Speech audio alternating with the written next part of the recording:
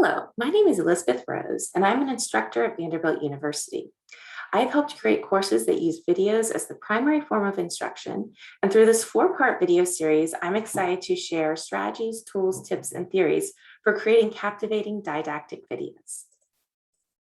After viewing this video, you will be able to structure a video presentation to engage learners. Let's take a quick quiz. LaToya is making an educational video for her first-year medical students. What should she consider doing? A, focus on one learning objective or goal. B, engage the learners. C, use quizzes and case studies. Or D, use a script.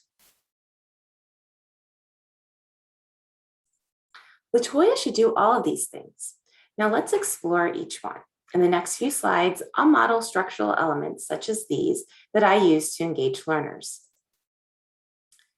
I start presentations with learning objectives. This primes the learner to begin thinking about the topic and to know what we'll focus on. It also helps me to focus and not to wander. In short videos, you might only have time to cover one learning objective, and that's okay. Remember, the video should just be about 6 to 9 minutes long. Being clear about the learning objective will help you and the learner to maintain focus. And in writing learning objectives, remember to start with a verb. It's the action that the learner will be able to do after watching the video. In content slides, less text is more. Learners should be focused on what you're saying rather than being sucked into reading the material on the screen. Research shows that we read first and then listen. So if the slide is text heavy, learners will be reading rather than listening to you. Pictures and graphics are great, but make sure you use them intentionally and that they support your content. It's also important to describe any images so that learners who are only listening and unable to view the presentation don't miss content. One of my pet peeves is when a presenter says, "Let's take a moment to read the quote or graph to yourself," and then they never read or describe it, or they casually say, "And the graph here illustrates this point," without ever explaining the graph. And so those pet peeves lead me to accessibility. Accessibility isn't just a nice thing to do for learners with varying visual or auditory disabilities. It's a requirement that instructors provide all learners access to materials. Additionally, most elements of accessibility can be useful for many learners, regardless of physical abilities. Captions. YouTube and other platforms now offer free automated captions. They're not perfect, so if you can do captions yourself, even better. Transcripts. One of the best practices in recording videos is to write a script, practice with it, and use it. A script will help you stay on point and not to fumble for words during a recording. The script can then be made available to viewers.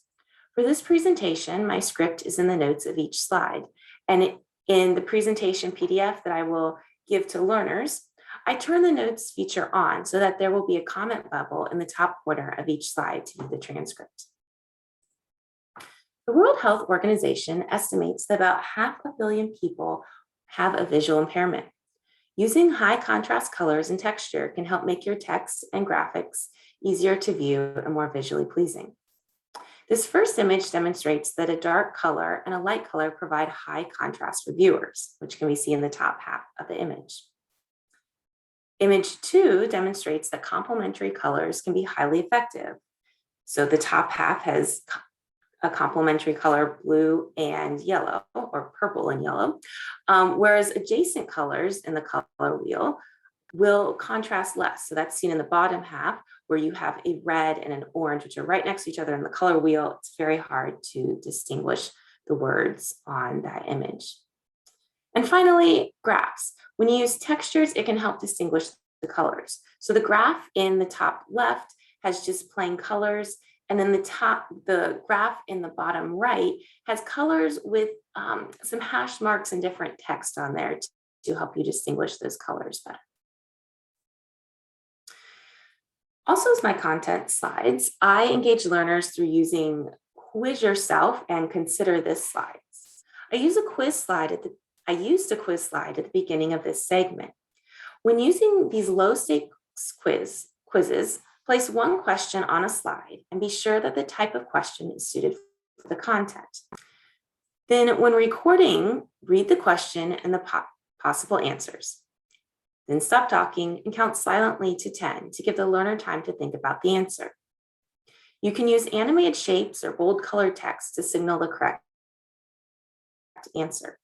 These quizzes can be used in the beginning of a video to prime the learner and orient them to what they will learn, as well as to highlight potential gaps in their knowledge.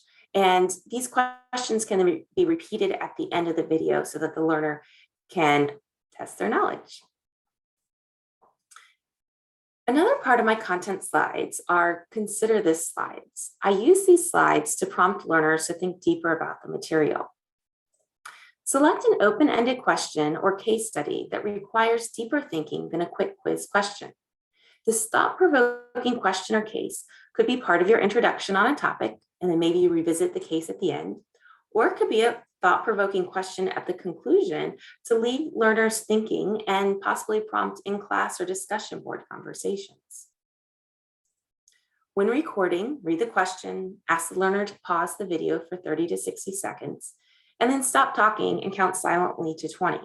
Your pause forces the learners to either actually pause the video or gives them a short space to think about the question in case they're not actually pausing the video. One of the great tools for this and other quizzes that I use is Edpuzzle. This is a great free resource that you can embed questions. And in this next slide, I will demonstrate Edpuzzle. So here's an example of using Edpuzzle to embed a thought-provoking question within the video. This 15-minute video on COVID infection control and prevention, developed by Jamison Norwood in 2020, was part of one of my courses and included 3 questions throughout the video. In Edpuzzle, the presentation automatically paused each time there was a question that came up, and learners were prompted to read the question and write a response before advancing the video. There are many question formats available in Edpuzzle, and you can also save or record the students' answers. Finally, include a slide in which you summarize the main points that you discussed. These points should mirror the learning objective that you stated at the beginning.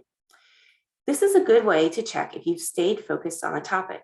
If the summary and learning objectives don't align, either add or remove content or add or remove learning objectives to make sure that you're teaching what you intended to cover. So in summary of this video part, I discussed how to focus your video using learning objectives, how to engage the learner using quizzes and thought-provoking questions, and the importance of accessibility, including high color contrast, textures, captions, and providing scripts for your learners. In the next part, which is the final part of this 4-part video series, I will review some tips on recording videos.